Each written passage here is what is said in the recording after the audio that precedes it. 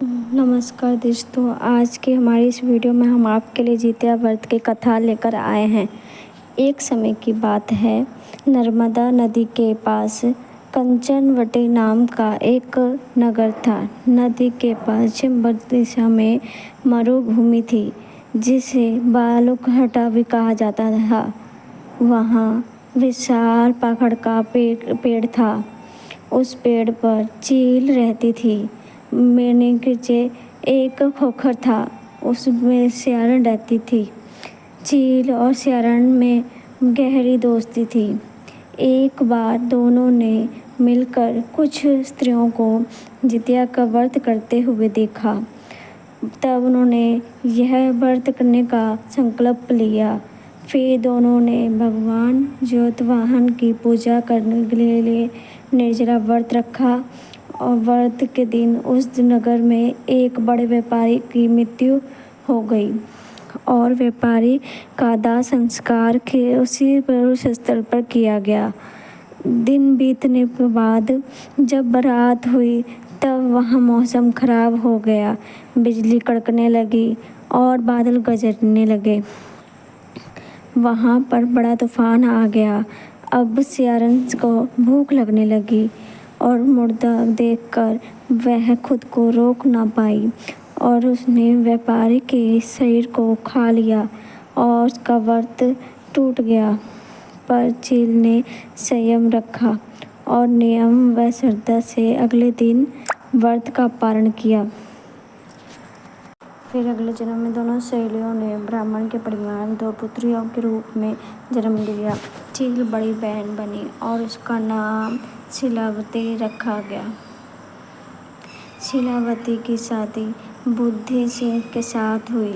सियारन छोटी बहन के रूप में जन्मी और उसका नाम कपूरावती रखा गया। उसकी शादी नगर के राजा मलाई के केतु से हुई। दूसरी ओर कपूरावती कंचनवटी के नगर की रानी बन गई। भगवान की ज्योतिवाहन के आशीर्वाद से शीलावती के 7 पुत्र पैदा हुए, पर कपूरावती के सभी बच्चे जन्म लेते ही मरे जाते थे। कुछ ही समय बाद शीलावती के 7 पुत्र बड़े हो गए। वह सभी राजा के परिवार में काम करने लगे। कपूरावती को मन में इन्हें देखकर ईर्ष्या होने भावना आ गई और उसने राजा से कहकर शीलावती के सभी पुत्रों को सर कटवा दिए और उन्हें 7 नए बर्तन में मंगवाकर उनमें रख कर दिया और लाल कपड़े से ढककर शीलावती के पास भिजवा दिया। यह देखकर भगवान ज्योतिवाहन ने उन मिट्टी से 7 भाइयों के सिर को बनाए और सभी के सिर को उनके धड़ से जोड़कर उन पर अमृत छिड़क दिए, जिससे सभी में जान आ गई और शीलावती के 7 पुत्र जिंदा हो गए और अपने घर लौट आए। जो टूटे हुए सिर रानी ने भेजे थे, वह फल बन गए। दूसरी ओर रानी कपूरावती को शीलावती के घर से पुत्रों की मृत्यु का समाचार सुनने की व्याकुल थी। जब वह बहुत देर तक कोई समाचार नहीं मिल आया, तो कपूरावती स्वयं हुई बड़ी बहन के घर जाकर चली गई। वहाँ सबको जिंदा देख और खुश देखकर वह बेहोश हो गई। जब उसे होश आया तो उस अपनी बहन को उसने सारी बात बता दी। उसे अपनी गलती का पछतावा हो रहा था। भगवान ज्योतिवाहन की कृपा से शीलावती को पूर्व जन्म की बातें याद आ गई।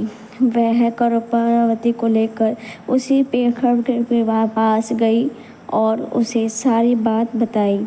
यह सुनकर कपूरावती अपनी उसी समय मृत्यु को प्राप्त हुई।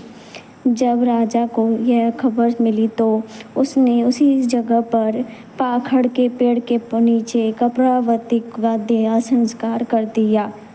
हे भगवान ज्योतिवाहन, जैसे आपने शीलावती के 7 पुत्रों को रक्षा करी, वैसे ही इस कथनी को सुनते और भूखार भरते हुए सब पर कृपा करना।